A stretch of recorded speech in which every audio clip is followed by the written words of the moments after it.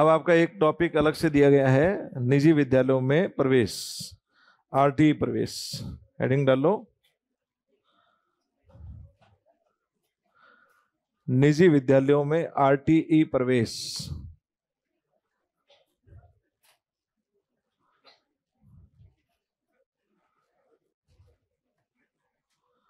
RTE प्रवेश कैसे होता है? ये मैथमेटिकल टॉपिक है। ये ऐसा टॉपिक है जिसमें हल्की सी मैथ्स आएगी, थोड़ी सी, बिल्कुल बहुत कम। मतलब आपको सिर्फ समझना है, फ्लो में चलेगा, प्रक्रिया समझनी है, प्रोसेस क्या है, बाकी सारी चीज आपकी पढ़ी हुई है, हर एक चीज आपकी पढ़ी हुई है इसमें से। निजी विद्यालयों में आरटी प्रवेश धारा किसके तहत दी जाती है? 12(1) के तहत। 12(1) में ही है। 12(1) में हमने निजी विद्यालयों में देना, 3 प्रकार के हैं, के, खे और गे। याद होगा आपको, 12(1) में हमने देखा था, एक तो विद्यालय था सरकारी, एक विद्यालय था अनुदानित, और एक खास श्रेणी तथा निजी। तो हम यहाँ खास श्रेणी की बात तो नहीं करेंगे, बात किसकी करेंगे? पहली बात यह है कि निजी विद्यालय है उसको किस परिभाषा के रूप में परिभाषित किया गया है? 2N4। याद आ गया ना? भूल गए क्या? हाँ। अब इसके तहत 12(1) के तहत जब उनको प्रवेश दिया जाएगा, वो कैसे दिया जाएगा, वहां की बात याद करो। कितनी प्रतिशत सीटों पे है? 25% सीटों पर है। किन बच्चों को है? दुर्बल वर्ग का बच्चा है और असुविधाग्रस्त, अभावग्रस्त भी बोल सकते हो इसको। और ये बच्चे होने कहाँ के चाहिए? कहाँ के होने चाहिए? आसपास के। ये पढ़ रखा है हमने, ये सब पढ़ा हुआ है आपका। ये प्रवेश हमें देना है। अब ये प्रवेश कैसे देना है, इसके लिए डायरेक्शंस जारी होते हैं सरकार के द्वारा हर साल। ठीक है, ये डायरेक्शंस क्या हैं? दिशा निर्देश। पहला पॉइंट है, प्रवेश जो आरटीई प्रवेश है वो राजस्थान में सबसे पहले किस सत्र में दिए गए थे? सबसे पहले दिए गए थे सत्र 2012-13 में। 2012-13 पहले नियम बने थे 11 में, उसके बाद में उन नियमों के आधार पर 2012-13 के सत्र में पहली बार 25% सीटों पर आरटीई प्रवेश निजी विद्यालयों में दिए गए। अब निजी विद्यालयों में प्रवेश को लेकर प्रक्रिया बड़ी जटिल हो गई। उस समय मामला ऑनलाइन हो गया था, तो उस प्रक्रिया को सरल करने के लिए राजस्थान के अंदर ऑनलाइन प्रक्रिया शुरू की गई। आरटीई प्रवेश के लिए ऑनलाइन प्रक्रिया शुरू की गई। एक पोर्टल डेवलप किया गया। कौन सा पोर्टल है, याद है आपको? PSP portal. और ये ऑनलाइन प्रक्रिया शुरू की गई थी वर्ष 2013-14 में।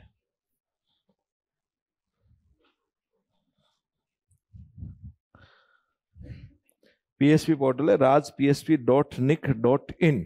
वेबसाइट का नाम क्या है? वहां पे कोई भी जाके rajpsp.nic.in,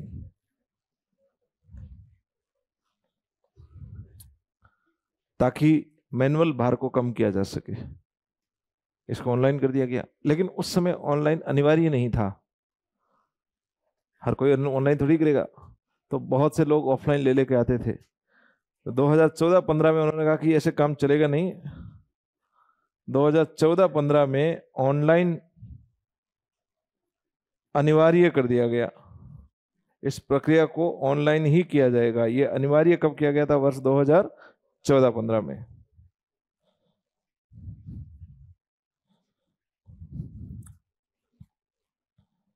लगभग 40,000 39,000 के करीब निजी विद्यालय हमारे यहाँ हैं। और इतने विद्यालयों के ये यदि हम कागजी कार्रवाई करना शुरू करेंगे तो आप देखो राज्य सरकार का कितना बड़ा भार। तो 2011 12 13 में लागू किया, 13 14 में लागू करते ही उनको समझ आ गया 12 13 में कि हालत खराब हो जाएगी इससे। तो 13 14 में इन्होंने ऑनलाइन किया, फिर भी कुछ लोग बोले हम क्यों करें, हमें नहीं पता ऑनलाइन क्या होता है। तो 14 15 में ऑनलाइन को अनिवार्य कर दिया। Okay good. अब ये प्रवेश प्रक्रिया होती कैसे चलती, अब इसके लिए 22-23 में दिशा निर्देश आए हैं। उन दिशा निर्देशों को ध्यान में रखते हुए प्रवेश प्रक्रिया कैसे होगी, लिख लिया सभी ने यहां तक? ये लाइन लिखाने की जरूरत थोड़ी है।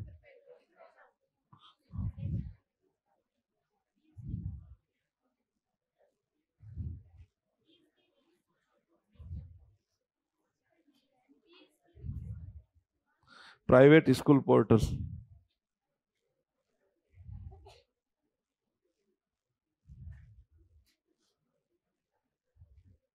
पीएसपी पोर्टल ही होता है, पीएसपी पोर्टल के नाम से इसको। चलें आगे। ये तो आप होमवर्क है, ये तो करना घर पे करना। इसको बनाओ, बना लिया?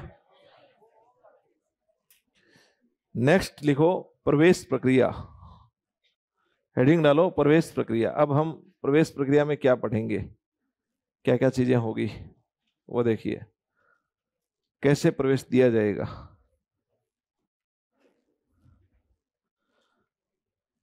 और सबसे पहला पॉइंट डालो आरटीई प्रवेश की संख्या। आरटीई प्रवेश का मतलब 25% वाले जो फ्री वाले बच्चे हैं वो है, और नॉन आरटीई का मतलब जो फीस देके आ रहे हैं उनको सामान्य प्रवेश बोला जाता है, और इनको निःशुल्क प्रवेश या आरटीई प्रवेश, दोनों में से कोई भी नाम में काम में ले सकता हूं। समझ आओगे? आरटीई प्रवेश की संख्या कितनी संख्या होगी?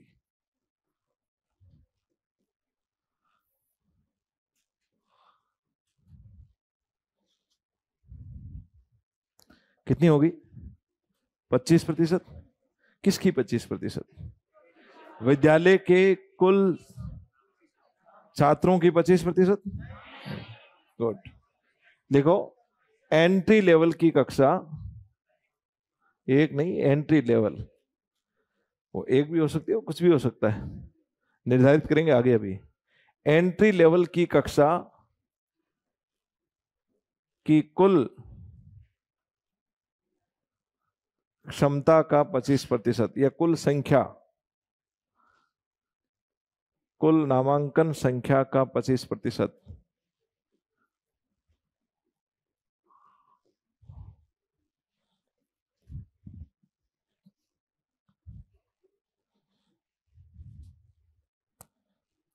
एंट्री लेवल की कक्षा में कुल प्रवेश बालकों का 25%।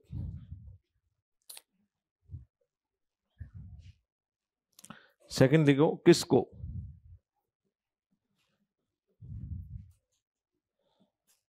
पहले तो संख्या कितनी होगी, अब ये जो संख्या होगी इसमें किसको प्रवेश दिया जाएगा? किसको दिया जाएगा? दुर्बल वर्ग, असुविधाग्रस्त समूह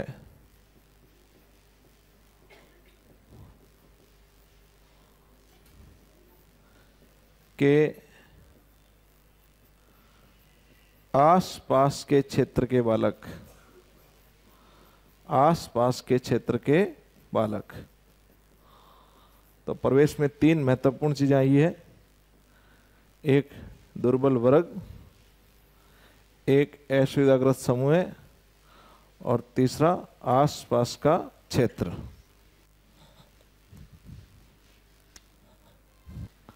ओके, बना लिया? अब प्रवेश किसको नहीं, तीसरा पॉइंट लिखो,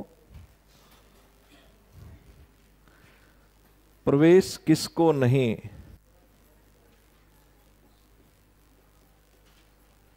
किसको नहीं? तो किसको नहीं होगा? एंट्री लेवल की कक्षा के अतिरिक्त किसी भी कक्षा में प्रवेश नहीं होगा। तो किसी भी कक्षा का मतलब क्या है? Pre primary. राजस्थान में ये रूल बना रखा है दिशा निर्देश में, PP3+, PP4+, PP5+, इनके अंदर प्रवेश नहीं होगा। लिखो नीचे, एंट्री लेवल की कक्षा के अतिरिक्त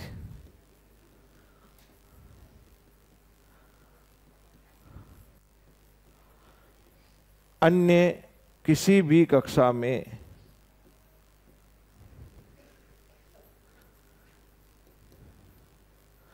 कोष्टक में लिख लो, जैसे PP3+, PP4+, प्री प्राइमरी, अन्य किसी भी कक्षा में निःशुल्क प्रवेश नहीं लिए जाएंगे।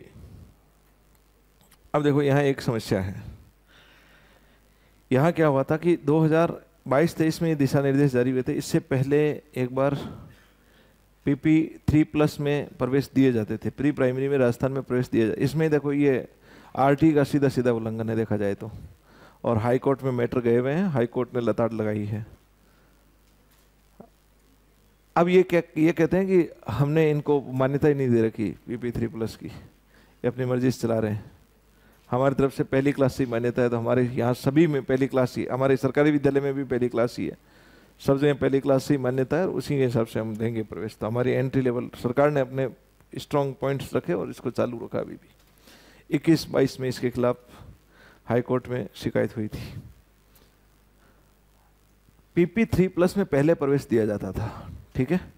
तो 2019-20 में मान लो, या 20-21 में PP3+ में प्रवेश दिया है। समझना इस बात को, 50 बच्चों को कुल प्रवेश है, और या 100 बच्चों का कुल प्रवेश है PP3+ में, और इन 100 बच्चों में से 25 बच्चे RT वाले हैं, ठीक है। यहाँ पे दे दिया गया था उनको पहले ही। फिर 2022-23 में आते आते ये PP21-22 में ये PP5+ में आए। यहाँ पर भी इनकी संख्या 100 ही है, और RT वाले सारों को पास कर रहे हैं, कितनी है? 25 है। फिर तो कर ही नहीं सकते। फिर ये आया कक्षा 1 में, प्रमोट हो के आ रहे हैं ना। तो कक्षा 1 में ये कुल बच्चे आ रहे हैं कितने? 100। ये भी कितने हैं? 25 है। और इस कक्षा 1 की कुल क्षमता इनकी कितनी की है? 100 की है मान लो। तो सारे के सारे यदि प्रमोशन के साथ आ रहे हैं, सारे के सारे पहले वाली कक्षा से प्रोन्नत होकर आगे वाले में आ रहे हैं, तो ऐसे में क्या नए बालक को प्रवेश दिया जाएगा? नहीं। अब अभी हमारी एंट्री लेवल कक्षा क्या है? 1। लेकिन सभी के सभी कहां से आ चुके हैं हमारे पास? PP5+ में, क्योंकि पहले दे रखा है। तो अब यहां पे नया प्रवेश RT का नहीं, जब तक, अच्छा इनमें यदि संख्या, ये शुरुआत में मान लो नहीं भी दिए गए थे 100, यहाँ पे ये 100 ही थे, यहाँ ये 100 है, 0 है, और यहाँ यदि 100 ही संख्या रख रहे हैं, नया प्रवेश यदि नहीं ले रहे हैं, तो किसी भी सूरत में निःशुल्क प्रवेश नहीं होगा। ये ध्यान रखना। कक्षा 1 में निःशुल्क प्रवेश उसी सूरत में होगा जब नया प्रवेश होगा। पुरानी क्लास से क्रमोन्नत हो रहा है और नया प्रवेश 0 है, तो निःशुल्क प्रवेश भी क्या होगा? 0 होगा। क्लियर? ऐसा नहीं है कि यहाँ आने के बाद कह दो 100 बच्चे हैं, यहाँ मान लो यहाँ पे इनके पास प्रवेश, दूसरा एग्जाम्पल समझते हैं हम। यहाँ इनके 100 प्रवेश हुए थे, RT वाले आए ही नहीं, उस समय नहीं आए। अगली क्लास में 100 के 100 हैं, इसमें भी कितने हुए? 100 के 100 हैं। सीट्स इन्होंने कह रखा है हम तो 100 ही रखेंगे, नए प्रवेश नहीं लेंगे। तो क्या अब इन 100 के एवज में 25 को देना पड़ेगा क्या? नहीं। यदि नया प्रवेश 1 भी नहीं है, तो RTE का प्रवेश भी 1 भी नहीं होगा। और नया प्रवेश होना किस कक्षा में चाहिए? एंट्री लेवल की कक्षा में। हमारे लिए एंट्री लेवल की कक्षा भी कौन सी बना रखी है? कक्षा 1। ये बात क्लियर? लिखो नीचे। हाँ, प्री प्राथमिक 3 साल का बच्चा, 3 साल या उससे ऊपर का बच्चा जब आपके उसमें आता है, प्री प्राइमरी एजुकेशन 3, 4 और 5, जो आपके LKG UKG चीजें चलती है। लिखो, PP5+ में अध्ययनरत बालकों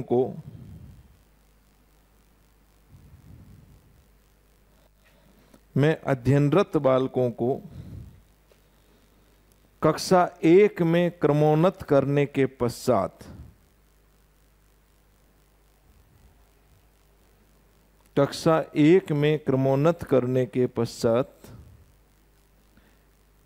यदि कक्षा 1 में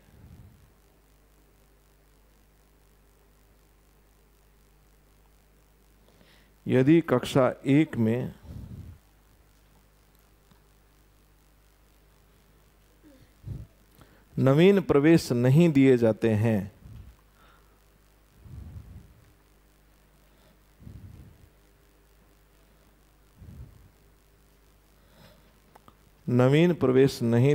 हैं, तो आरटीई प्रवेश भी नहीं होंगे।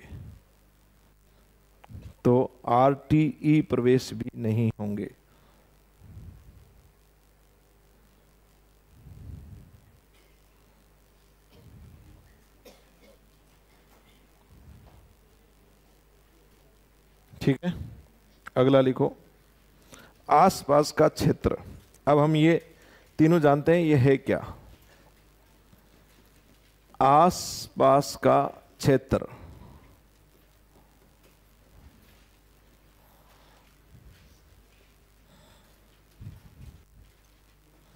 पहले पढ़ रखा ना आसपास का क्षेत्र, तो लिखो शहरी क्षेत्र में,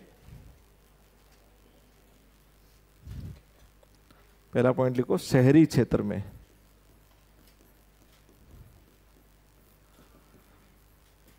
नगर पालिका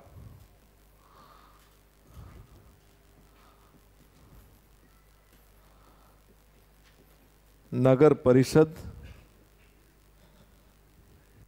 नगर पालिका, नगर परिषद, नगर निगम,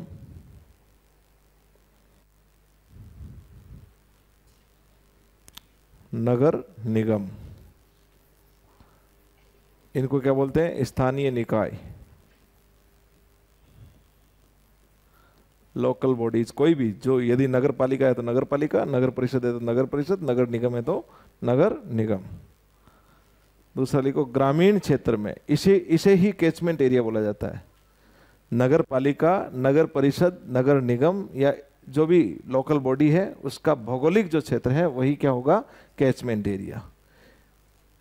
ये नाम लिखो, कैचमेंट एरिया। ग्रामीण क्षेत्र में लिखो ग्राम पंचायत। ग्रामीण क्षेत्र में ग्राम पंचायत।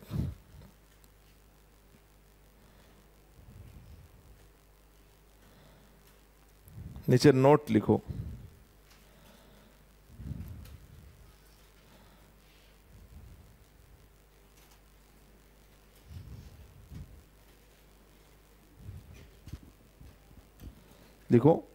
प्रवेश के समय, नोट लिखो, प्रवेश के समय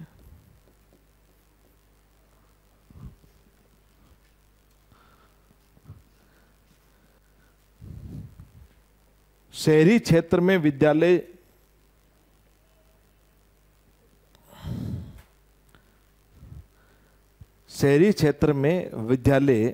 जिस वार्ड में स्थित है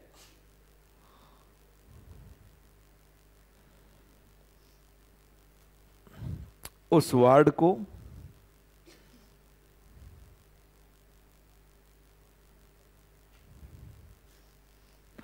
तथा ग्रामीण क्षेत्र के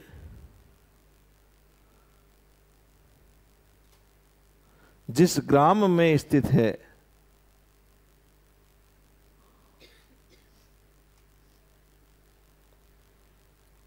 उस ग्राम में निवास करने वाले, जिस ग्राम में स्थित है उस ग्राम में निवास करने वाले बालकों को प्राथमिकता दी जाएगी। बालकों को प्राथमिकता दी जाएगी। अब देखो इसको समझना, पहले समझा रखा है मैंने हालांकि। जैसे मान लो ये एक शहरी क्षेत्र है, सीकर मान लो आपका है, यहाँ ये वार्ड नंबर 15 है, ठीक है। इसमें ये विद्यालय स्थित है, इसके संलग्न वार्ड 3 वार्ड है, ये संलग्न है, उसके अलावा यहाँ बहुत से वार्ड और हैं, कुल मिला के 20-25 वार्ड है। तो सबसे पहली प्राथमिकता किसको होगी? वार्ड संख्या 15 को। यदि 10 बच्चे लेने हों और यहाँ से 20 आवेदन आ रखे हैं तो पहली लिस्ट में केवल उन 20 बच्चों की ही रेंडर किया जाएगा, बाकी की रैंडम नहीं किया जाएगा। फिर इसके बाद में दूसरे नंबर की प्राथमिकता किसकी होगी? इसके संलग्न वार्ड की, ठीक है। और फिर भी यदि सीट खाली बचती है तो बाकी सभी वार्डों की, फिर वो सारे एक जैसे हैं, चाहे यहाँ पे है चाहे यहाँ पे है, उसमें कोई फर्क नहीं है। 3 प्रकार की सूची बनती है, पहली उस वार्ड की, दूसरी उसके संलग्न वार्ड की, और तीसरी बाकी सभी की। ओके, ये तो ना किसी भी सूरत में नहीं होगा। इस भौगोलिक सीमा से, इस कैचमेंट एरिया से बाहर यदि कोई निवास कर रहा है तो उसको किसी भी सूरत में यहाँ पे प्रवेश नहीं दिया जाएगा। कैचमेंट एरिया के अंदर होना जरूरी है, ये ध्यान रखना।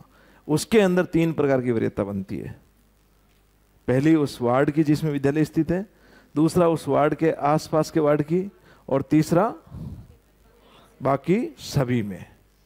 उससे बाहर तो कभी नहीं ले सकते। ऐसे ही गांव के अंदर है, गांव के जितने भी ग्राम पंचायत है वो सारी संलग्न होती है, तो गांव के अंदर तो जिस गांव में विद्यालय है उसमें, और उसके बाद में दूसरे गांवों के जो बच्चे हैं उनको। समस्या यही आती है। क्लियर ये बात? हाँ,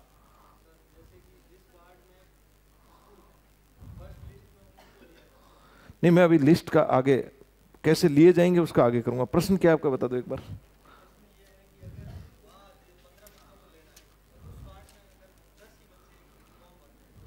तो वो मैं आगे बताऊंगा कैसे आएगी उसकी पूरी एक कैलकुलेशन। मैं यहाँ आपको कैचमेंट एरिया समझा रहा हूँ सिर्फ। कैचमेंट एरिया तो समझ आ गया।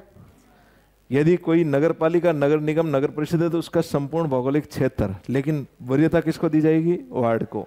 गांव है तो उस गांव की पूरी ग्राम पंचायत, 3-3 4-4 गांव होते हैं ना, लेकिन वरीयता उस गांव को दी जाएगी जिसके अंदर विद्यालय स्थित है। यहां तक तो क्लियर हो गया?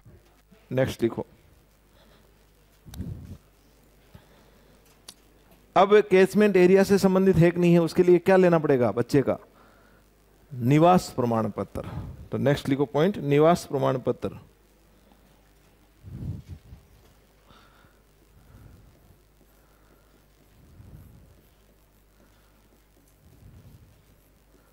निवास प्रमाण पत्र में क्या क्या चीजें होगी जिनको माना जाएगा? निवास ही है, मूल नहीं है। ओरिजिन वहां का होना जरूरी नहीं है, उसका वहां बस रहना जरूरी है कि वो यहीं रह रहा है। वो हो सकता है कि वो झुंझुनू का हो लेकिन सीकर के अंदर वार्ड नंबर 17 में रह रहा है पिछले 6 महीने से, 12 महीने से, तो वो उसका यहाँ का निवास स्थल हो जाएगा। ठीक है, लिखो निवास प्रमाण पत्र में पहला लिखो मूल निवास प्रमाण पत्र।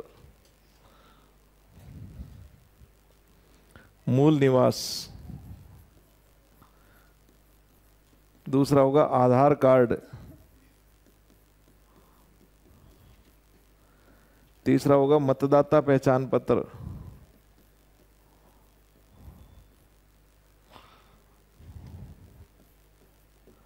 Driving licence, DL.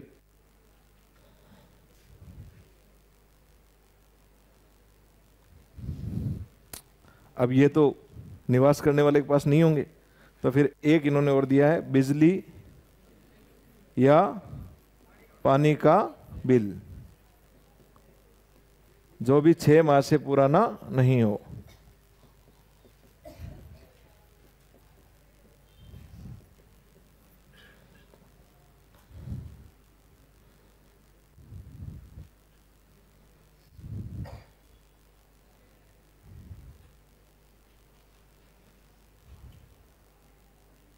अच्छा, यहां पे यदि कहीं पर भी उस वार्ड का स्पष्ट उल्लेख नहीं है,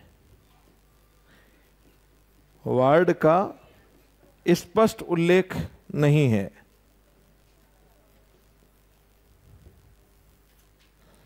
तो फिर क्या किया जाएगा? या उस गांव का स्पष्ट उल्लेख नहीं है, वार्ड या गांव का स्पष्ट उल्लेख नहीं होने की स्थिति में सरपंच या राजपत्रित अधिकारी द्वारा सत्यापित करवाना होगा।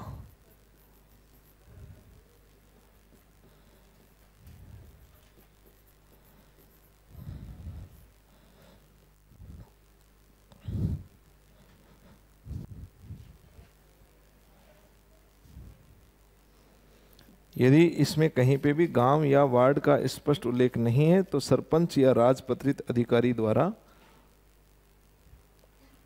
प्रमाणित दस्तावेज प्रस्तुत करना होगा।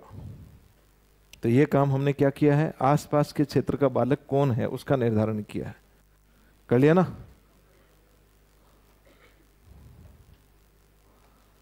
लिख लिया? अब आसपास का निर्धारण करने के बाद में बालक इसमें भी कितने प्रकार के होते हैं? सिर्फ 2 प्रकार के। कौन कौन से? दुर्बल वर्ग और असुविधाग्रस्त। लिखो अगला पॉइंट, दुर्बल वर्ग का बालक।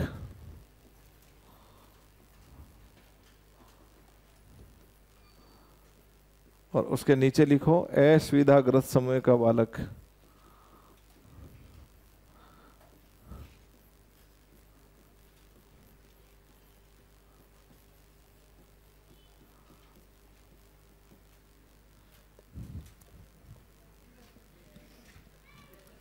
पढ़ चुके हैं ना?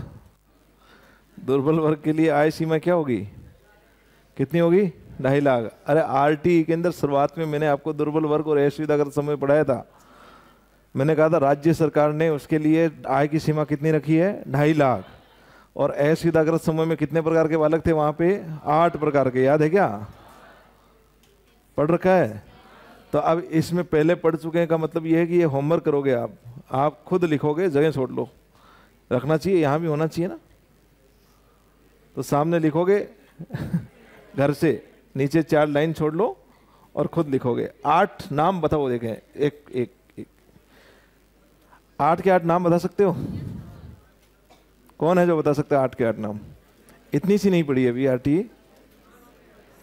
आवाज नहीं, आपस में नहीं बताओ। देखें, पूछो किसी को, कोई एक का नाम बताते जाओ, अपने आप एंड हो जाएंगे। बताओ आप किसी एक का नाम बताओ असुविधाग्रस्त समूह में। SC ST OBC 3 बता दिए इन्होंने। और कोई? यस, मैं पूछूं? हाँ, HIV और सिलिकोसिस। सिलिकोसिस है क्या? तो ये सिलिकोसिस कहां से याद रह गया? क्वेश्चन से याद रह गया। वहां सिलिकोसिस आया तो सिलिकोसिस तो नहीं है, वो तो दिया ही इसीलिए था। अब समझो एक बार, हमने वहां पढ़ा था 4 तो मूल रूप से उसमें थे जो आरटी में, SC ST और पिछड़ा वर्ग, ठीक है। उसके बाद में उसमें एक नया जोड़ा गया था, निःशक्त बालक। कब जोड़ा गया? 2012 में। उसके बाद में कह दिया कि सरकार चाहे तो अपनी तरफ से कोई भी जोड़ सकती है। बहुत से आधार दिए थे, तो सरकार ने कितने जोड़ दिए? 4।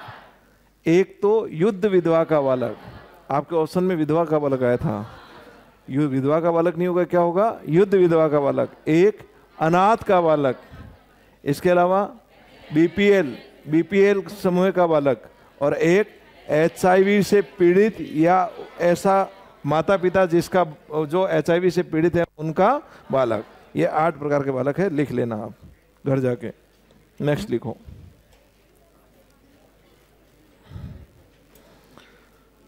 अगला पॉइंट लिखो, एंट्री लेवल की कक्षा तथा आयु। अब हमने तय कर दिया, देखो ये क्रम से चल रहे हैं हम अभी। सबसे पहले हमने ये देखा 12(1) के अंदर ये 3 चीजें हैं। 25% सीट होगी, किसी भी एंट्री लेवल के अतिरिक्त किसी भी दूसरी जगह लेवल पे एंट्री नहीं होगी। और फिर जो हम देंगे उसके अंदर 3 शर्तें होगी। एक, आसपास का क्षेत्र। आसपास के क्षेत्र के लिए किसकी जरूरत थी? निवास प्रमाण पत्र। वो क्या है वो हमने पढ़े। और फिर दुर्बल वर्ग का समूह का बालक, वो 2.5 लाख की आयु सीमा वाला। और फिर असुविधाग्रस्त समूह का बालक। इतना कर लिया। अब इनको प्रवेश देने के लिए हमें एंट्री लेवल निर्धारित करना होगा। तो लिखो, एंट्री लेवल तथा आयु।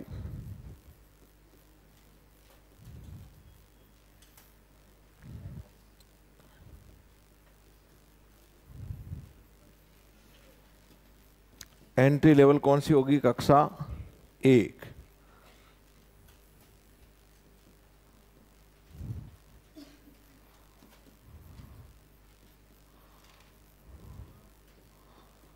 पाँच साल या उससे अधिक, 7 साल या उससे कम, यानी कि सीधा लिख लो आप तो 5 से 7 वर्ष, इतना समझते हो।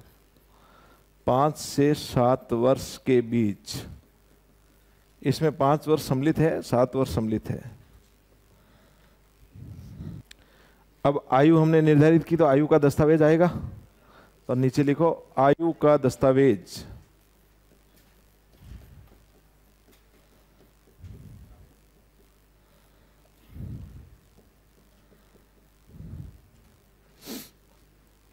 आयु का दस्तावेज हमने पहले पढ़ रखा है। पहला पर दस्तावेज लिखो, जन्म मृत्यु। आयु के दस्तावेज में पहला है जन्म मृत्यु रजिस्ट्रीकरण अधिनियम 1969। 1969 के अधीन प्राप्त जन्म प्रमाण पत्र के अधीन प्राप्त जन्म प्रमाण पत्र।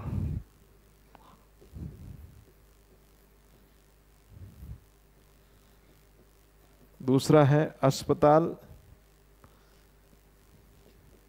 नर्स या दाई का अभिलेख। सारे पहले पढ़े हुए हैं हमारे। तीसरा है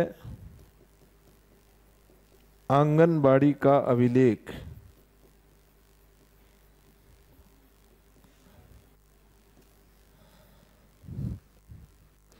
आंगनबाड़ी का अभिलेख।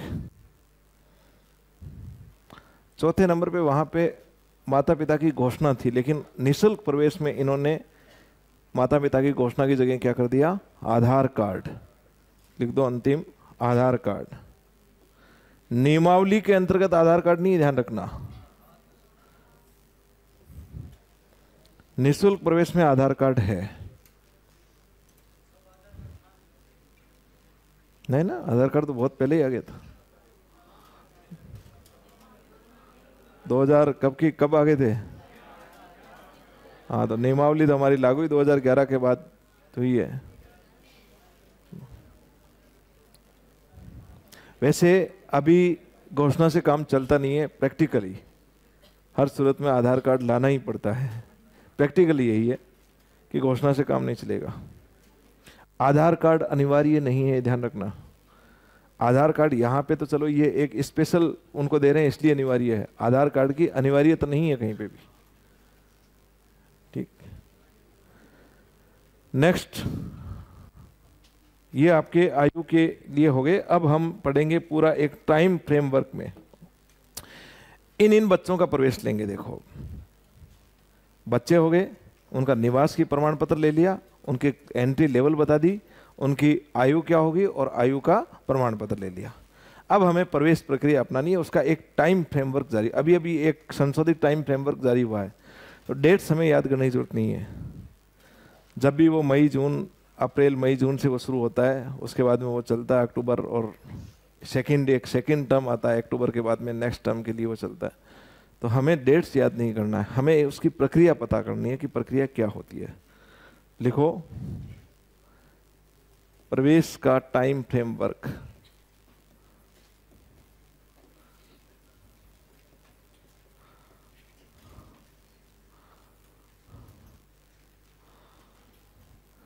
सबसे पहले विज्ञापन जारी किया जाएगा ना?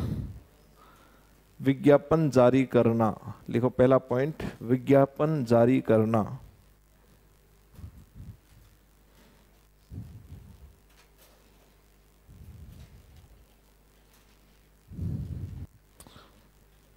विज्ञापन एक तो निदेशालय के द्वारा जारी होगा,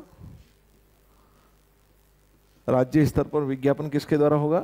निदेशालय के द्वारा। और इसके आधार पर विज्ञापन दूसरा कौन जारी करेगा? निजी विद्यालय। तो विज्ञापन जारी किया जाएगा निदेशालय तथा निजी विद्यालय द्वारा।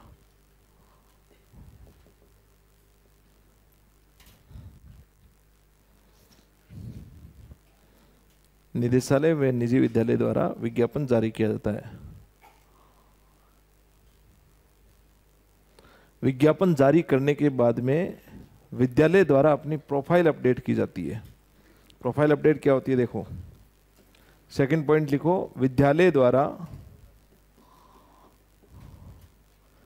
जो पीएसपी पोर्टल है उसके ऊपर प्रोफाइल अपडेट की जाती है।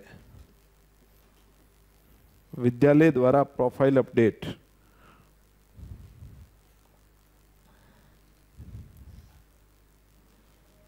इस प्रोफाइल में विद्यालय क्या लिखेगा, अपना विद्यालय का नाम लिखेगा। नाम लिखने के बाद में किस वार्ड में है या किस गांव में है वो जगह लिखेगा। प्रोफाइल अपडेट का मतलब विद्यालय अपनी प्रोफाइल पीएसपी पर डालेगा, लिखेगा। वो उस विद्यालय की जिम्मेदारी है, उसको हर सूरत में करनी होगी। विज्ञापन जारी होने के बाद में एक टाइम फ्रेमवर्क दिया जाता है कि इतने समय के अंदर अंदर आपको अपनी प्रोफाइल पीएसपी पोर्टल पर अपडेट करनी है। तो प्रत्येक निजी विद्यालय अपनी प्रोफाइल अपडेट करेगा, जिसमें विद्यालय अपना नाम लिखेगा, विद्यालय वार्ड या गांव का नाम लिखेगा। इसके अलावा वो अपनी एंट्री कक्षा कौन सी है उसको लिखेगा, और यदि उसको रियायती दर पर भूमि प्रदान की गई है तो उसको लिखेगा। एंट्री कक्षा की जानकारी कि उसके अंदर कितनी क्या, और रियायती दर पर यदि भूमि सरकार के द्वारा दी गई है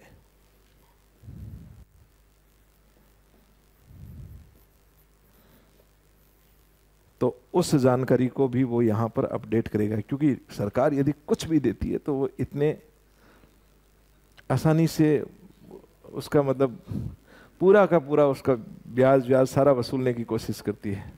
रियायती दर पर गवर्नमेंट ने कुछ भी दिया है तो वो कोशिश करेगी कि निःशुल्क प्रवेश के पुनर्भरण के समय जितनी मात्रा में रियायती दर में भूमि दी गई है उतनी मात्रा में उनको पुनर्भरण नहीं दिया जाएगा। ठीक है, ये अपडेट इन्होंने की। अगला है अभिभावक द्वारा ऑनलाइन आवेदन। पहला काम क्या हुआ, विज्ञापन जारी हुआ। फिर विद्यालय का काम क्या है, अपनी प्रोफाइल अपडेट करना, उसने ये चीजें उसमें डाली। और अब बारी आती है अभिभावक की। अभिभावक द्वारा ऑनलाइन आवेदन।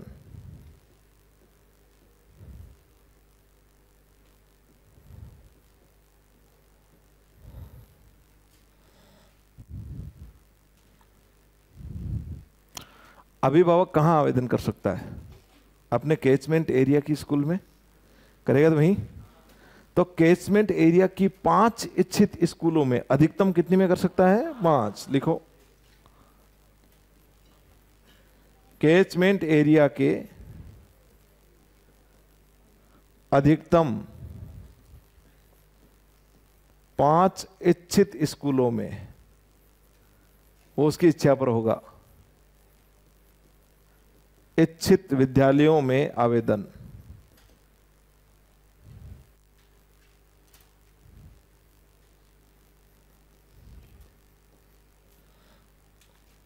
अभिभावक कैचमेंट एरिया के 5 इच्छित विद्यालयों में आवेदन करेगा। आवेदन करने के उसके पास 2 तरीके होंगे।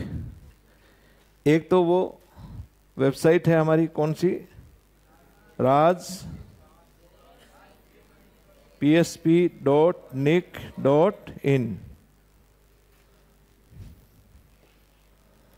एक तो वेबसाइट पे करेगा। दूसरा एक एप्लीकेशन राज्य सरकार ने इसके लिए किया है, और एप्लीकेशन का नाम है राजस्थान प्राइवेट स्कूल ऐप।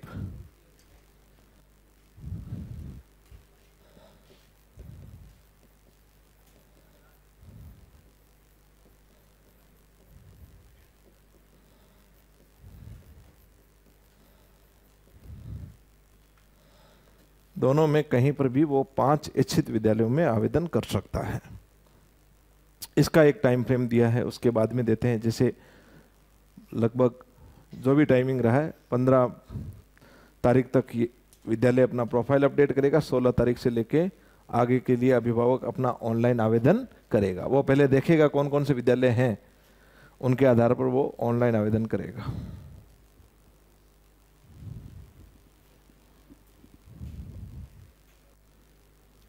हो गया। इनके ऑनलाइन आवेदन करने के पश्चात अब यहां से महत्वपूर्ण चीजें समझने वाली स्टार्ट हो गई है। लॉटरी द्वारा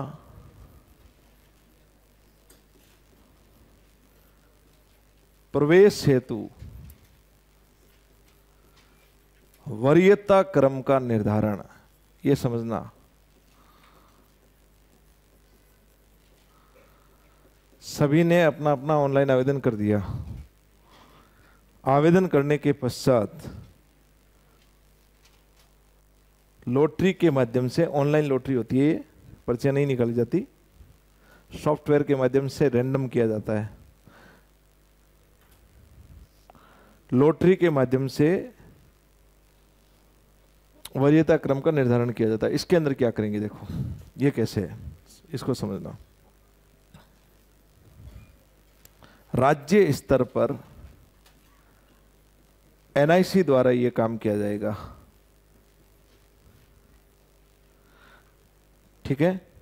अब इसमें किया कैसे जाएगा, सभी की यहां से 3 प्रकार की वरीयता सूचियां बनेगी। इसको पूरी तरीके से समझ लेना, फिर मैं लिखवा दूंगा, पहले समझना बहुत जरूरी है। यहां पे एनआईसी करेगा राज्य स्तर पर और करेगा सॉफ्टवेयर के द्वारा रैंडम करेगा, ठीक। अब कैचमेंट एरिया के लिए आवेदन हो रखे हैं, विभिन्न प्रकार के आवेदकों द्वारा हो रखे हैं। तो कैचमेंट एरिया के लिए जब ये वरीयता सूची बनाएंगे तो 3 प्रकार की वरीयता सूची बनेगी। वरीयता सूची नंबर 1, पहली वरीयता सूची केवल और केवल जिस वार्ड या जिस गांव में विद्यालय स्थित है उसके लिए आवेदन जो मिले हुए हैं केवल उन्हीं के द्वारा बनाई जाएगी। तो पहली में चाहे वो 15 यदि आरटी सीट है और यदि 10 आवेदन मिले हैं तो वो 10 की ही बनेगी, उसके अंदर वो दूसरे वाले सम्मिलित नहीं होंगे, ये ध्यान रखना।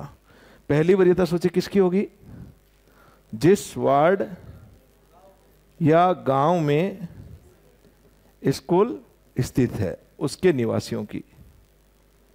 उसके बाद में सेकंड वरीयता सूची बनाएंगे।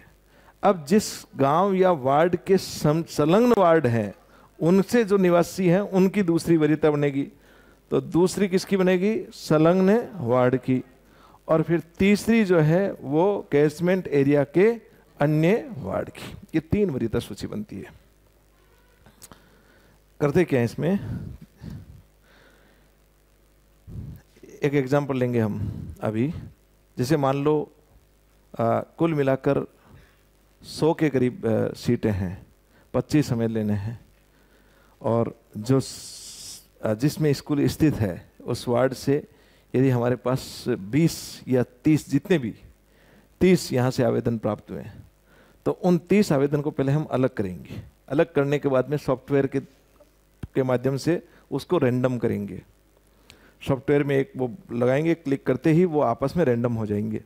रैंडम होने पर जो वरीयता सूची बनेगी उसमें वो सॉफ्टवेयर के अपने आप ही वो पहले नंबर पर एक आएगा, दूसरे पर दूसरा, तीसरा, चौथा, पांचवा, ऐसे करके एक सूची बन जाएगी 1 से लेके 30 की। उसे बोलते हैं वरीयता सूची। वरीयता सूची का मतलब चयन सूची नहीं है, ये ध्यान रखना।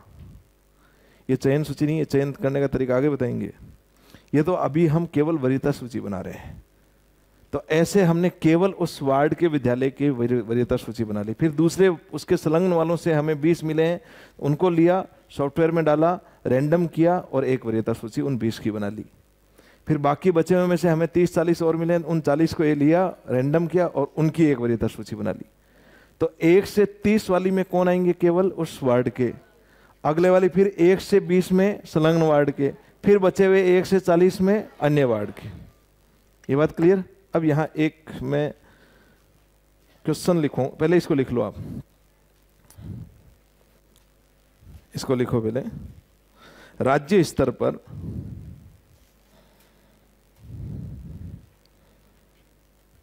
एनआईसी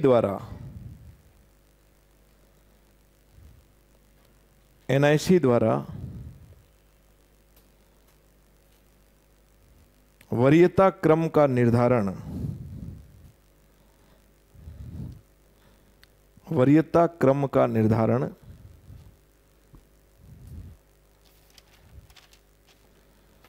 सॉफ्टवेयर द्वारा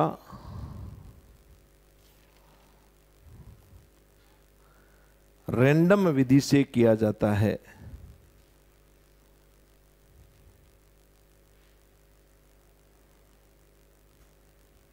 जिसमें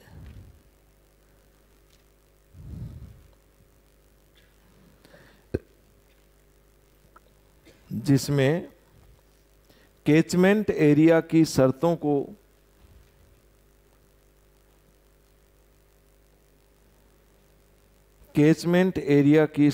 को ध्यान में रखते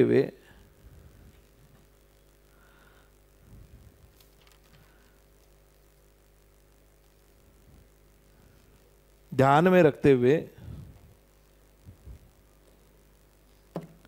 अलग अलग सूचियां बनाई जाती है। अलग अलग सूचियां बनाई जाती है जिनका क्रम निम्न प्रकार है। क्रम 1 लिखो, जिनका क्रम निम्न प्रकार है। क्रम 1, विद्यालय के वार्ड की सूची।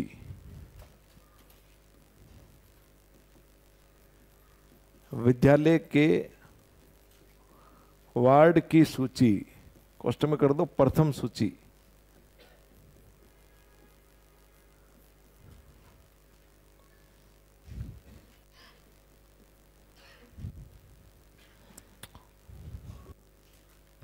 दो नंबर पे लिखो विद्यालय के संलग्न वार्ड की सूची।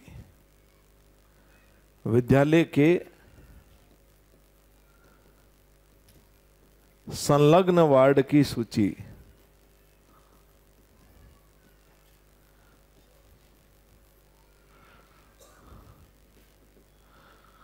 और 3 नंबर में लिखो विद्यालय के संलग्न वार्ड की सूची। 3 नंबर में लिखो कैचमेंट एरिया के अन्य वार्ड की सूची।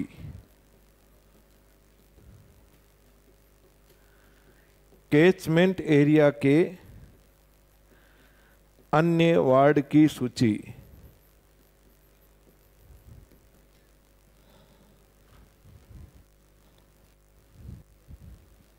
समझ गए?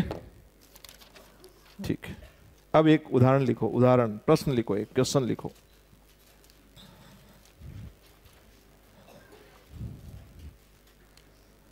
इस प्रश्न से आप सब कुछ समझ जाओगे सारे। यदि ऐसा कोई, ये एग्जाम्पल दिया हुआ है दिशा निर्देश में भी, तो इसलिए उस एग्जाम्पल को समझना। वहां से उसने यदि मजेदार प्रश्न बनाना है तो वो इस एग्जाम्पल को उठा के, सबसे अच्छा प्रश्न यही बनता है, बाकी कुछ नहीं, आसान है बहुत, कुछ है ही नहीं इसके अंदर। यदि उसको सबसे शानदार प्रश्न बनाना है तो वो यहीं से बनेगा। आया भी था ना आपके एक, कितनों के सही हुआ था? देखो कितनी भारी संख्या है, देखो 5-6 ऐसे हैं जिनका सही हुआ है। चलो प्रश्न लिखो, लिखो देखें। एक निजी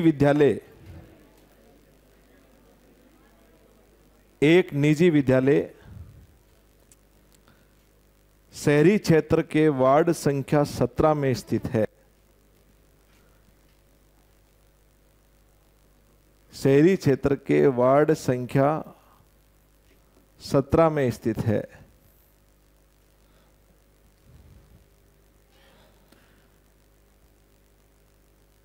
इस वार्ड के संलग्न वार्ड की संख्या 3 है। इस वार्ड के संलग्न वार्ड की कुल संख्या 3 है, यानी 3 वार्ड संलग्न है इसके।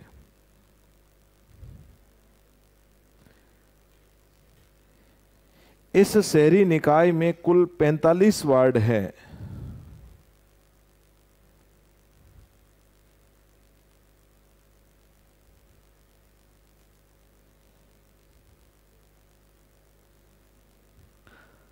तथा 45 वार्ड है तथा इस विद्यालय में चयन प्रक्रिया के लिए उपलब्ध आंकड़े निम्न प्रकार है। चयन प्रक्रिया के लिए उपलब्ध आंकड़े निम्न प्रकार है। अब देखो इसमें क्या क्या है। सबसे पहले लिखो एंट्री कक्षा में सीटों की संख्या, एंट्री कक्षा में सीट्स की संख्या, कुल सीट बराबर लिखो 60।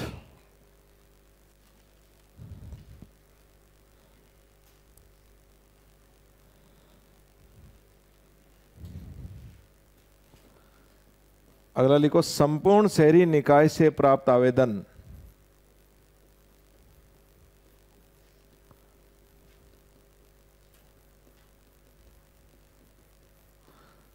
संपूर्ण शहरी निकाय से प्राप्त आवेदन बराबर 80।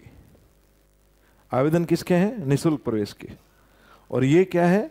कुल सीट, ध्यान रखना, ये कुल सीट है और ये आवेदन किसके लिए आए हैं? निःशुल्क सीट के लिए। ठीक, अगला लिखो वार्ड संख्या 17 से प्राप्त आवेदन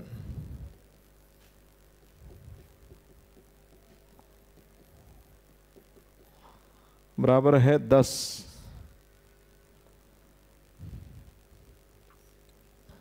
वार्ड संख्या 17 से प्राप्त आवेदन 10। नेक्स्ट लिखो 3 संलग्न वार्डों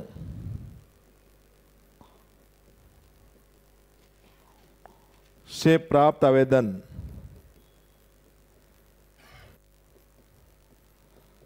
बराबर 20। उसके जो 3 अन्य संलग्न वार्ड थे ना, उनसे मिलने वाले आवेदनों की संख्या 20। अन्य वार्डों से प्राप्त आवेदन, कैचमेंट एरिया के अन्य वार्डों से प्राप्त आवेदन बराबर 50। अब हमें निःशुल्क प्रवेश देना है।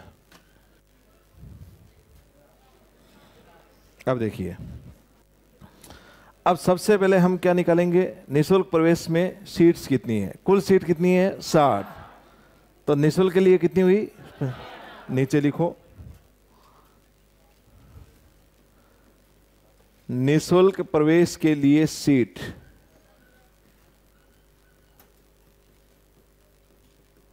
बराबर 15। ठीक है। आवेदन हमें अलग अलग प्रकार से 3 प्रकार के आवेदन मिले हुए हैं। एनआईसी राज्य सरकार में जो इंफॉर्मेशन सेंटर है वहाँ से जो रैंडम किया जाएगा सॉफ्टवेयर का, तो जो पहली सूची हम तैयार करेंगे उसके अंदर किन बच्चों को डालेंगे? वार्ड 17 के 10। हमारे पास सीट कितनी है? 15। तो क्या 10 को ही डालेंगे? 5 पकड़ के लाएं उधर से? नहीं ना, केवल किसको डालेंगे? 10 को। तो लिखो पहली वरीयता सूची, प्रथम सूची। प्रथम सूची में कौन होंगे? वार्ड 17 के 10 बालक जिन्होंने आवेदन किया है। ठीक है। अब ये जो 10 जो भी बालक है उसको हमने उस सॉफ्टवेयर में डाल दिया। सॉफ्टवेयर में डालने के बाद में इनकी एक लिस्ट बनेगी और ये लिस्ट 1 2 3 ऐसे करके 10 की एक लिस्ट बन जाएगी। इसे बोलेंगे प्रथम वरीयता सूची। समझ गए? ठीक है, जोर से समझ में आया उसके। अगला क्या है? अब दूसरी बनाएंगे द्वितीय सूची। द्वितीय सूची किसकी होगी? 3 संलग्न वार्डों की, उन्हीं की होगी ना। 3 संलग्न वार्डों की। कितने बालक थे? 20 बालक। द्वितीय सूची में कितने बालक हुए हैं? 20 बालक। 5 बालक नहीं लेंगे यहां से, पूरे के पूरे 20 बालक। अभी मैं पूरा चयन करके बताऊंगा कैसे चयन होता है। पहले इनको समझो, सूची बनाना समझो पहले, और फिर लगाएंगे लास्ट अंतिम सूची, तृतीय सूची। उसमें कौन रहेंगे? अन्य वार्ड के। अन्य वार्ड की संख्या कितनी हो गई? कुल मिला के 41 वार्ड है, टोटल 50 वार्ड है उसके अंदर। अन्य वार्ड 41 हैं। इनसे कितने बालक थे? 50 बालक। ये हमने सूची बनाई है, ऐसे सूची बनेगी। और ये वरीयता सूची का मतलब चयन सूची नहीं है, ये ध्यान रखना। नीचे लिख लो पॉइंट नोट, वरीयता सूची का तात्पर्य चयन सूची नहीं है। तब आप कहोगे सर चयन कैसे होगा, फिर दिक्कत है क्या? भाई वरीयता में जो ऊपर है उनका चयन करेंगे, इसमें क्या दिक्कत है? लेकिन वरीयता सूची का मतलब चयन सूची नहीं है। लिख लिया? वरीयता सूची का तात्पर्य चयन सूची नहीं है, सिलेक्शन लिस्ट नहीं है ये।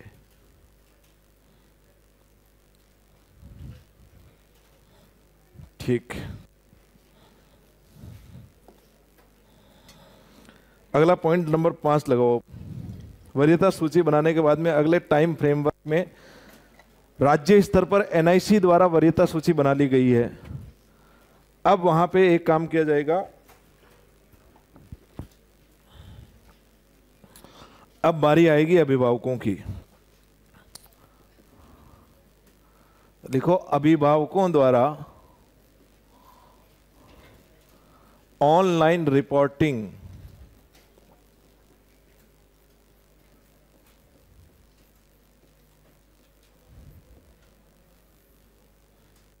एक अभिभावक को रिपोर्टिंग के 2 अवसर मिलते हैं केवल। कितने अवसर मिलते हैं? 2।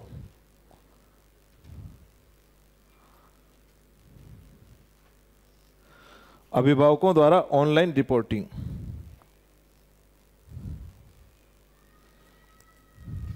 देखो समझना, इसको पहले लिखवा बाद में दूंगा। अभिभावक ने 5 इच्छित विद्यालयों में आवेदन किया था, लेकिन उसको रिपोर्टिंग केवल किस में करनी है? 1 में। आवेदन के आधार पर वरीयता सूचियां बन चुकी है ना। तो ऐसा भी तो संभव है ना, किसी एक विद्यालय में पहली वरीयता सूची में 10 में से 8 ने रिपोर्टिंग ही नहीं की क्योंकि वो दूसरी में कर गए, तो दूसरी सूची अपने आप काम आएगी, वो चयन सूची नहीं हुई ना। उन 8 को हम रिजेक्ट कर देंगे। जिसने रिपोर्टिंग नहीं की है उसको वरीयता सूची से निकाल कर बाहर फेंक देंगे। इसलिए वरीयता सूची चयन सूची नहीं है। अब यहां रिपोर्टिंग करना शुरू करेगा। रिपोर्टिंग के 2 अवसर मिलते हैं। पहले अवसर के साथ 2 काम होंगे। प्रथम अवसर में कभी कभार वो रिपोर्टिंग नहीं कर पाता तो अवसर चूक गया, और या फिर वो अपने इच्छित स्थान पर इच्छित विद्यालय में रिपोर्टिंग कर देगा। दूसरे अवसर को आगे पढ़ेंगे हम, कर देगा। 2 में से एक ही काम होगा। या तो वो चूक जाएगा, टाइम निकल गया, उसको पता ही नहीं चला, ठीक है हो गया काम। या उसकी इच्छा नहीं थी, छोड़ो कि प्राइवेट में ही पढ़ाएंगे कहीं, पैसे वैसे ले लुआ के कहीं से, और या फिर उसने अपने एक इच्छित विद्यालय में रिपोर्टिंग कर दी। अब यहां रिपोर्टिंग करने के बाद की प्रक्रिया आगे देखेंगे हम, पहले इसको लिख लो। दूसरा अवसर बाद में पढ़ेंगे, सेकंड स्टेप, सेकंड चरण में। लिखो निजी विद्यालय, अभिभावक को रिपोर्टिंग के 2 अवसर प्रदान किए जाते हैं।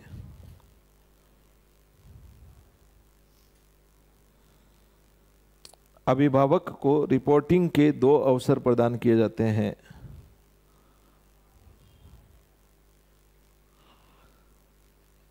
प्रथम चरण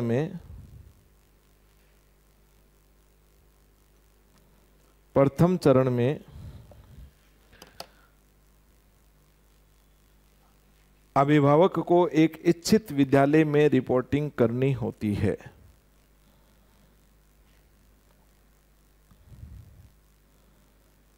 अभिभावक को एक इच्छित विद्यालय में रिपोर्टिंग करनी होती है। कर दिया, यहां पे ऑनलाइन रिपोर्टिंग करवा दी। चलो फिर ठीक है। 6वां नंबर पॉइंट लिखो, अपने इच्छित विद्यालय में रिपोर्टिंग उसने कर दी। अब रिपोर्टिंग करने के बाद में आवेदन पत्रों की जांच होती है। तो अगला पॉइंट लिखो, आवेदन पत्रों की जांच।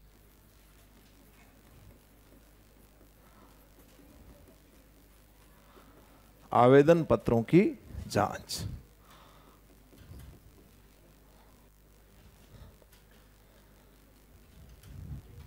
टेक्निकल चीजें समझेंगे, छोटी छोटी है लेकिन मजेदार है। पता नहीं वो प्रश्न पूछेगा नहीं पूछेगा, लेकिन फिर भी आपको पता एटलीस्ट होना चाहिए। आवेदन पत्रों की जो जांच है वो संबंधित विद्यालय के द्वारा की जाएगी। रिपोर्टिंग कर दी कि भाई अब जैसे एक स्कूल है, उसको लगा कि मेरे यहाँ पर 15 सीट हैं और केवल 10 या 12 लोगों ने रिपोर्टिंग की है पहली वरीयता सूची में, तो अब उस विद्यालय की ये जिम्मेदारी बनती है कि वो वरीयता क्रम के आधार पर, किसके आधार पर करेगा? वरीयता क्रम के आधार पर आवेदन पत्र जांच करना शुरू करेगा। आवेदन पत्र जांचता है। ये वरीयता क्रम के आधार पर क्यों करते हैं? मान लो पहली वरीयता पे पहला बच्चा है, उसका आवेदन उसने जांचा, जांचने पर 3 चीजें हो सकती है। एक तो वो एक्सेप्ट हो जाएगा कि यस ओके कर लिया मैंने एक्सेप्ट। दूसरा, उसमें वो करेक्शन भेज सकता है कि इसमें कुछ करेक्शंस हैं, आप दोबारा से करेक्शन करके वापस भेजें। और तीसरा, वो रिजेक्ट कर सकता है कि ये आवेदन जो है वो सही नहीं है। जो जो हमने आगे शर्तें रखी है उन शर्तों के आधार पर, ये विद्यालय का काम है, निजी विद्यालय ये काम करता है। तो आवेदन मिलने के बाद में वो वरीयता क्रम के अनुसार जांच करते हुए उनके ऊपर 3 कार्रवाई करता है, एक एक्सेप्ट की, एक करेक्शन की और एक रिजेक्ट की। ठीक। और ये करने के बाद में विद्यालय की जिम्मेदारी ये नहीं होगी कि वो अभिभावकों को फोन करके बताए कि हमने आपके आवेदन जांच लिए हैं, आप चेक कर लो।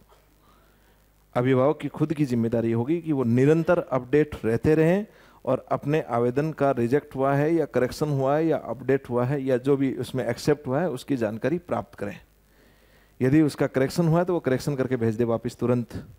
पहली वरीयता वाले का सबसे पहले होगा तो उस अभिभावक को फायदा मिलेगा, वो तुरंत करके भेज देगा। यदि उसका रिजेक्ट हुआ है तो वो अपनी शिकायत आगे सीबीईओ को कर सकता है, ये उसको एक अवसर दिया जाता है। विद्यालय का काम यहाँ पे सिर्फ आवेदन को जांचना है, उनको सूचना देना नहीं है, ये ध्यान देना। किस किस को सूचना देंगे वो, तो किसके आधार पर करेंगे? वरीयता क्रम के आधार पर। लिख लो।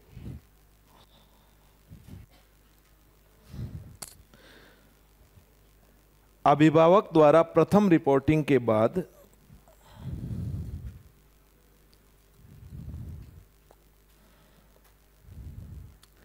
अभिभावक द्वारा प्रथम रिपोर्टिंग के बाद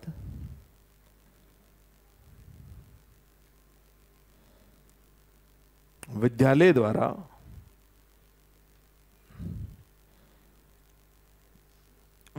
द्वारा दस्तावेजों की जांच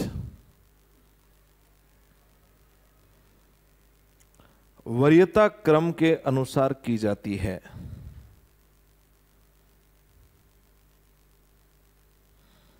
वरीयता क्रम के अनुसार की जाती है, जिसकी सूचना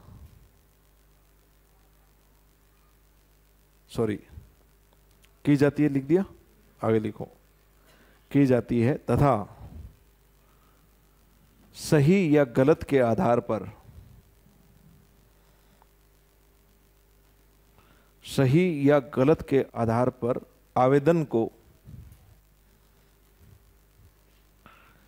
आवेदन को accept oblique correction oblique reject किया जाता है।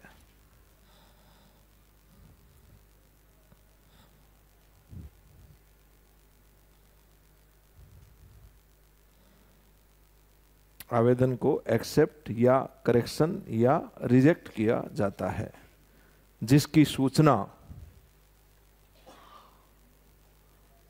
सूचना अभिभावक को आवेदन क्रमांक पर प्राप्त होती है। अभिभावक को आवेदन क्रमांक पर प्राप्त होती है।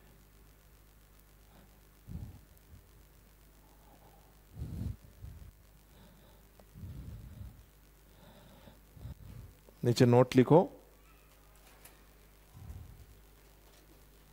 नोट, विद्यालय द्वारा इस संबंध में सूचना देना अनिवार्य नहीं है।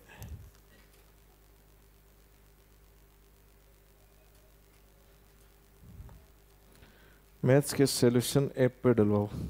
इस बार 2 प्रश्न आ गए कैसे? डलवाएंगे डलवाएंगे, ठीक। 1-2 प्रश्न जानबूझ के आपको ऐसे दे रहे हैं जिसमें आप खुद से अपनी क्रिएटिविटी, है ना, ऐसे प्रश्न जो आज तक आपने कहीं नहीं देखे, इस टाइप के भी आने चाहिए ना, एक आध तो। एक ही आया था इस बार तो सिर्फ। चलो लिखो आगे, क्या है? विद्यालय द्वारा इस संबंध में सूचना देना अनिवार्य नहीं है। अभिभावकों को सूचना देना अनिवार्य नहीं है, ठीक। काम हो गया, विद्यालय का काम हो गया, आवेदन की जांच कर दी। अब यहाँ विद्यालय क्या है कि बेईमानी भी तो कर सकता है, किसी की जबरदस्ती रिजेक्ट कर दी, तो अभिभावक को मौका मिलना चाहिए। नेक्स्ट लिखो, पॉइंट संख्या 7।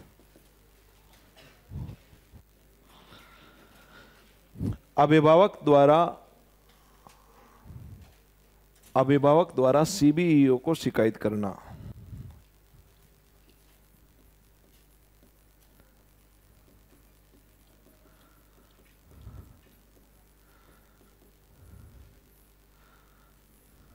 सीबीईओ को शिकायत करना।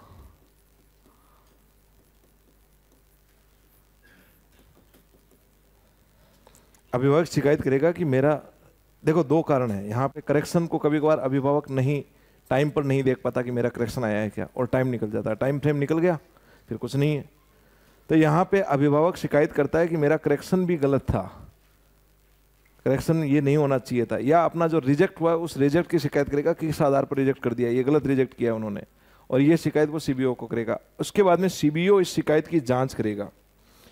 सीबीओ द्वारा शिकायत की जांच पर यदि आवेदन सही माना जाता है तो अभिभावक को आरटीई प्रक्रिया में दोबारा से सम्मिलित किया जाएगा। क्लियर? लिखो, लिखो इसमें अभिभावक द्वारा, ये तो लिख ही दिया ना, अभिभावक द्वारा सीबीओ को शिकायत। लिखो, गलत आक्षेप लगाकर, गलत आक्षेप लगाकर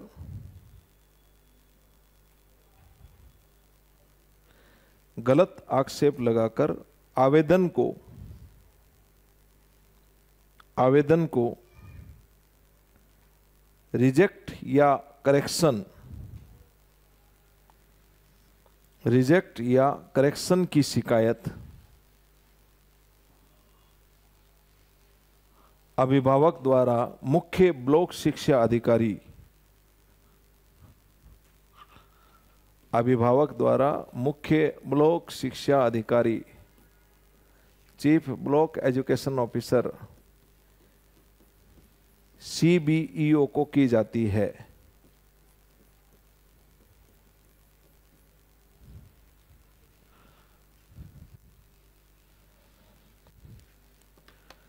सीबीईओ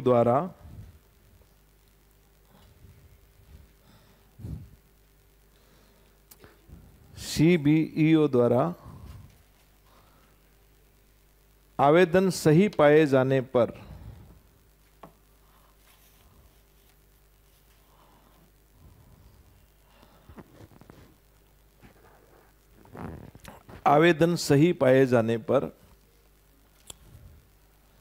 छात्र को पुनः प्रवेश प्रक्रिया में सम्मिलित कर लिया जाता है। छात्र को पुनः प्रवेश प्रक्रिया में सम्मिलित कर लिया जाता है।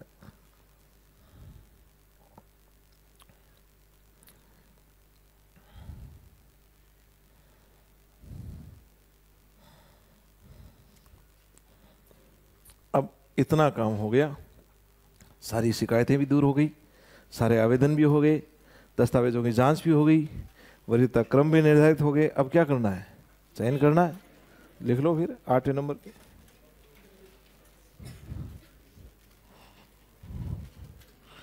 8वां पॉइंट डालो, पोर्टल पर उपलब्ध सीट्स पर चयन शुरू करना।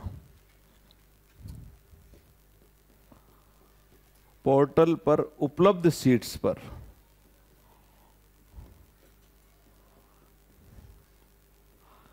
चयन शुरू करना।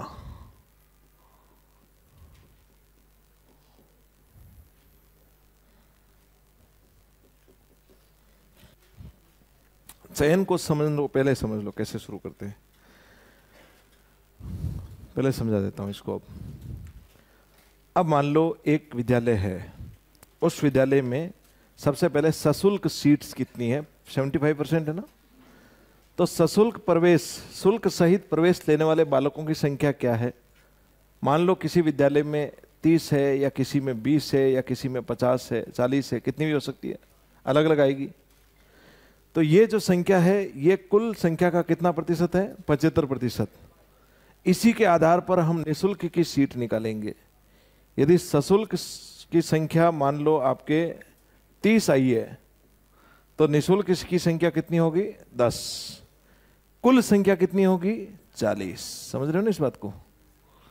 कुल का 25% और 75%। 75% पे कौन है, सशुल्क वाले, 25 पे कौन है, निःशुल्क वाले। तो विद्यालय अपना सब कुछ वो अपलोड कर देता है, उसके ऊपर भी हमारे यहाँ पे सशुल्क प्रवेश वाले बच्चों की संख्या है 20 इस बार, या 30 है। तो आप अब अपने पोर्टल के माध्यम से जो भी वरीयता सूची आई है और जिन्होंने अपना आवेदन करवाया है, जिन्होंने रिपोर्टिंग की है, जिनका सही पाया गया आवेदन, उसके आधार पर अब आप रोस्टर तैयार कर सकते हैं। यहाँ पे रोस्टर बनाया जाता है। रोस्टर कैसे बनाया जाएगा, 2 प्रकार के बच्चे लेने हैं अब हमें। चयन यहाँ दोनों का होगा, सशुल्क और निःशुल्क का। सशुल्क का तो सभी का होगा, उसी के आधार पर निःशुल्क का होता रहेगा। तो हमारे रोस्टर में 2 प्रकार के बच्चे होंगे, एक ऐसे बच्चे जिन्होंने शुल्क दी है और एक ऐसे बच्चे जो निःशुल्क है। यदि केवल एक ही बच्चे का प्रवेश हुआ है तो निःशुल्क बच्चों की संख्या क्या होगी, 0। एक के ऊपर यदि 0 प्रवेश हुआ है, सॉरी, प्रवेश यदि आपका 0 हुआ है तो निःशुल्क की संख्या क्या होगी, 0। क्लियर। यदि एक प्रवेश सशुल्क हो गया आपका तो उधर एक प्रवेश क्या होगा, निःशुल्क होगा। पहला प्रवेश यदि सशुल्क हो गया तो दूसरा प्रवेश क्या होगा, निःशुल्क होगा। फिर तीसरा प्रवेश क्या होगा, सशुल्क होगा। फिर चौथा प्रवेश भी क्या होगा, सशुल्क होगा, क्योंकि 4 में से 3 होने जरूरी है। लेकिन यदि 2 ही आए आपके पास तो 2 आने में रोस्टर के आधार पर दूसरा कौन सा होगा, निःशुल्क। समझ रहे हो इस बात को। तो ये ऐसा क्रम बनता जाएगा। पहला बच्चा होगा वो शुल्क वाला होगा, और जब पहला शुल्क वाला होगा तो दूसरा अपने आप क्या हो जाएगा, निःशुल्क होगा। तो तीसरा और चौथा दोनों क्या होंगे, शुल्क वाले। अब हर चौथा बच्चा जो है वो निःशुल्क आता जाएगा। 5वें नंबर पे क्या आएगा आपका, निःशुल्क वाला। 6, 7, 8 कौन से होंगे, शुल्क वाले। फिर 9 नंबर निःशुल्क, फिर 13 नंबर निःशुल्क, फिर 17 नंबर निःशुल्क, ऐसे बढ़ता जाएगा। 21 नंबर निःशुल्क। शुरुआत के 5 पे आपको ध्यान रखना है। 5 में दूसरे नंबर वाला कौन सा होगा, निःशुल्क, और 5वें नंबर वाला भी क्या होगा, निःशुल्क। अब यदि आपसे पूछे कि एक विद्यालय में कुल प्रवेश की संख्या 5 है तो निःशुल्क प्रवेश की संख्या कितनी होगी, 2। ये रोस्टर है, ये भी पढ़ने आ गया। ये निःशुल्क प्रवेश है कोई शुल्क नहीं, इनकी कहां शुल्क लिया हमने। तो 5 में निःशुल्क प्रवेश की संख्या होगी 2। 2 में निःशुल्क प्रवेश की संख्या होगी 1। 1 प्रवेश होगा तो उसके साथ 1 अपने आप निःशुल्क आएगा, इसलिए 1 में 0 वाला कोई कहानी है ही नहीं। लेकिन यदि सशुल्क प्रवेश की संख्या 0 है तो निःशुल्क की भी संख्या क्या होगी, 0 होगी। समझिए इस बात को।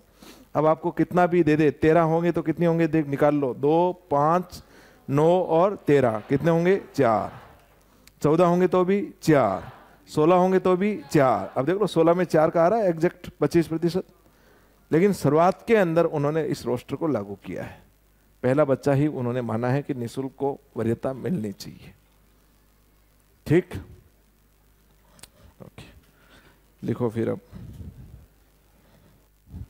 ये किसी की समझ नहीं आया तो बता दो एक बार वापस। सबके आ गया, नहीं आया, चलो पहले लिखाता हूं उसके बाद आएगा। लिखो, दोबारा समझा देंगे। राज्य स्तर पर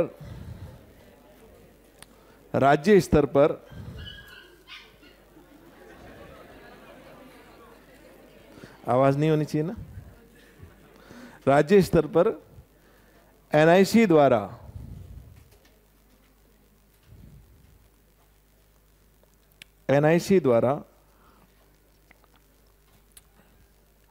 वरीयता सूची का प्रयोग करते हुए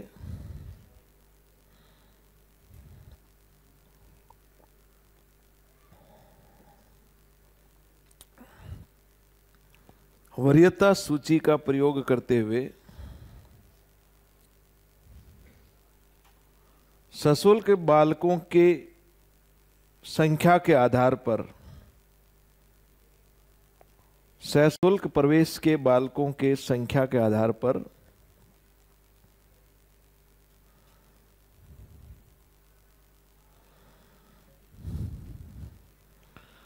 दोनों प्रकार के बालकों की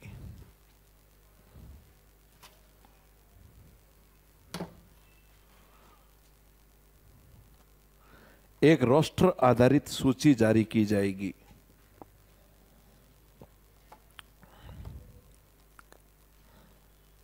एक रोस्टर आधारित सूची जारी की जाएगी। अब आप एक काम करो, सूची बना लो। एक रोस्टर आधारित सूची जारी की जाएगी। हम 40 बच्चों की सूची जारी कर रहे हैं, ठीक है, या 20 की कर रहे हैं? 20 की करेंगे। तो पहला बालक क्या होगा? सामान्य। कौन सा होगा? सामान्य या सशुल्क? ठीक है। दूसरा कौन सा होगा? यानी कि आरटी प्रवेश होगा। निःशुल्क हो गया। निःशुल्क प्रवेश या आरटी प्रवेश एक ही बात है। मैं निःशुल्क ले देता हूं, आपको फिर कंफ्यूजन हो जाएगा, डर लगता है। निःशुल्क हो गया। तीसरा बालक कौन सा होगा? सामान्य। सामान्य होगा ना। और चौथा भी कौन सा होगा? सामान्य। ये रोस्टर है, इसी रोस्टर के अनुसार लेने होंगे। ये मतलब ये कोई इसके लिए कोई मतलब आपको समझाने की चीज नहीं है, ये राज्य सरकार द्वारा निर्धारित रोस्टर है, इसी प्रकार से होगा, उनका ये कहना है। इस रोस्टर को आप फॉलो करेंगे। तो रोस्टर के अनुसार यदि केवल 2 ही बच्चों का लेना है तो एक कौन सा होगा? सामान्य, और दूसरा क्या होगा? निःशुल्क। 4 को लेना है तो सामान्य कितने होंगे? 3, और निःशुल्क कितना होगा? 1। उसके बाद में 5वें नंबर का बच्चा कौन सा आएगा? निःशुल्क। लाल पेन है तो बीच बीच में लाल पेन से लिखते रहना, आप ऐसे टिक करते रहना। 2 नंबर पे आ गया, फिर 5वें नंबर पे आ गया। 6वें नंबर पे कौन आएगा? सामान्य आएगा। 7वें पर, 8वें पर, अब 9वें पर किसकी बारी आएगी? निःशुल्क की। अब इसके बाद में, बस ये 5 के बाद में मान लो आप, 5 के बाद में निःशुल्क बच्चे जो है हर चौथा बच्चा होगा। 5 के बाद में कौन सा आया? 9वां। 9 के बाद में कौन सा आएगा? 13वां। फिर कौन सा आएगा? 17वां। फिर 21वां। ऐसे आगे चलता रहेगा। बना लो आप। 10 नंबर पे सामान्य, 11 पे सामान्य, 12 पे सामान्य, 12 पे सामान्य आएगा। 13 पे क्या आ जाएगा आपका? निःशुल्क।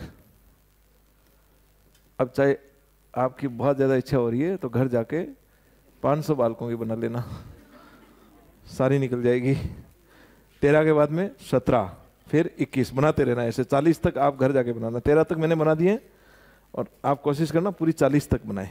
बना लोगे क्या अब तो अपना आप? अब तो ये रोस्टर समझ आ गया सबके? बताओ देख किसके नहीं है? कोई एक, कोई नहीं है ऐसा? नहीं है? आ गया? ठीक है। 2 ही चीज इंपॉर्टेंट है आपके, 2 नंबर और 5 नंबर। 5 के बाद में 4 बढ़ते जाएंगे बस। प्रश्न आपसे ऐसा पूछा जा सकता है कि एक विद्यालय में कुल प्रवेश वाले बालकों की संख्या 13 है, तो इस विद्यालय में निःशुल्क बालकों की प्रवेश की संख्या क्या होगी? क्या होगी? 4। सबसे अच्छा प्रश्न यहां से, सबसे आसान भी है ये और सबसे अच्छा प्रश्न है।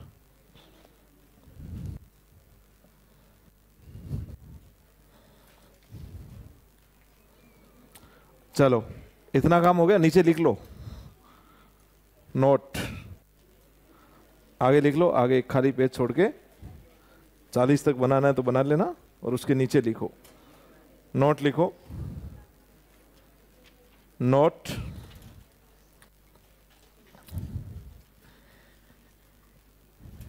यदि विद्यालय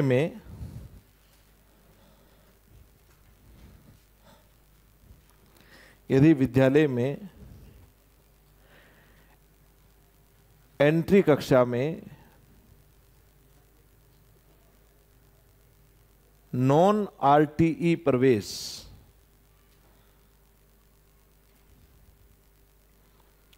एंट्री कक्षा में नॉन आरटीई, नॉन आरटीई का मतलब क्या हो गया? सामान्य।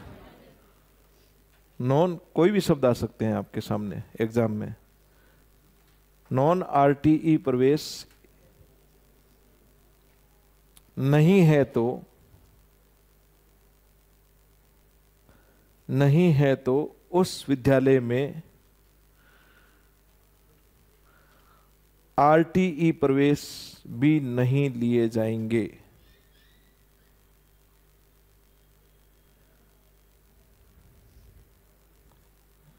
आरटीई प्रवेश भी नहीं लिए जाएंगे।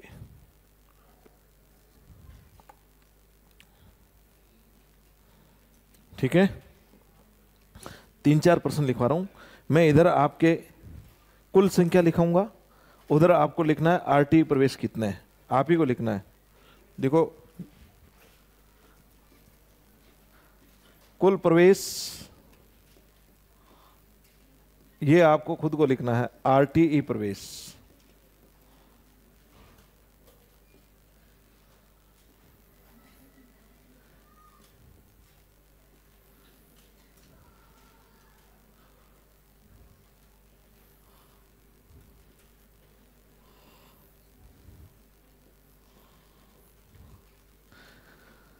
कुल प्रवेश 21 है तो आरटी प्रवेश कितने होंगे लिखो आप, बस आपको अपना आंसर लिख के तैयार रखना है। 21, 19, 32, 2, 5 और एक और लिख लो 8। 21, 19, 32, 2, 5 और 8।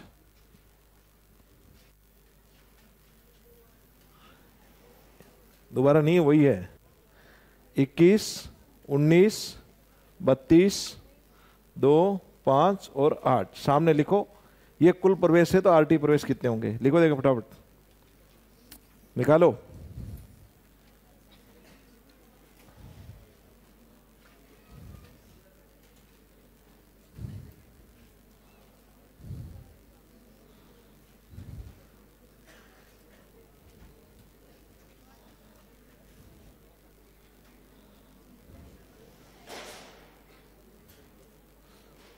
निकालिए क्या?